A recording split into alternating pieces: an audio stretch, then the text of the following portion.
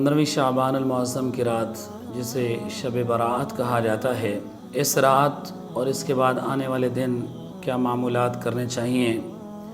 اس کے حوالے سے حضرت سیدنا امیر المؤمنین خلیفۃ المسلمین علی المرتضیٰ شیر خدا کرم اللہ وجہ الکریم فرماتے ہیں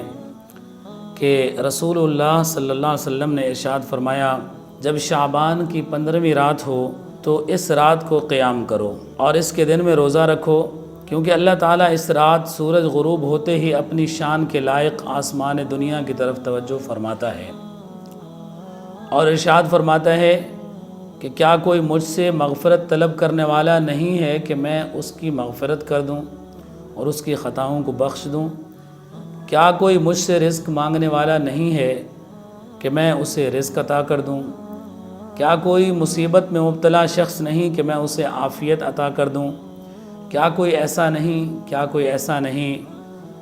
حضور علیہ الصلاۃ والسلام نے فرمایا، رب العالمین کی طرف سے یہ ارشاد ہوتا رہتا ہے یہاں تک کہ فجر طلوع ہو جاتی ہے، گویا بقول شاعر کہ ہم تو مائل بکرم ہیں کوئی سائل ہی نہیں، راہ دکھلائیں کسے راہ رو منزل ہی نہیں۔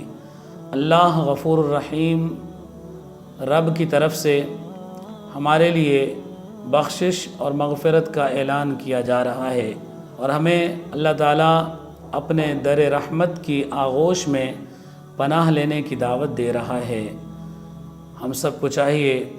کہ رب ذوالجلال کی بارگاہ میں سربہ سجود ہو جائیں، اپنے گناہوں کی معافی طلب کریں، اپنی خطاؤں کی بخشش کا سوال کریں اور اللہ کی بارگاہ میں رزق کی فراوانی اور کشادگی کے حوالے سے التجا گزار ہوں۔ اللہ تعالی ہماری تمام تر ظاہری اور باطنی مشکلوں اور پریشانیوں کو دور فرمائے، ہماری بخشش و مغفرت فرمائے اور ہمیں رزق حلال وسیع اور وافر نصیب فرمائے۔ آمین بجاہ النبی الامین وما علینا الا البلاغ المبین۔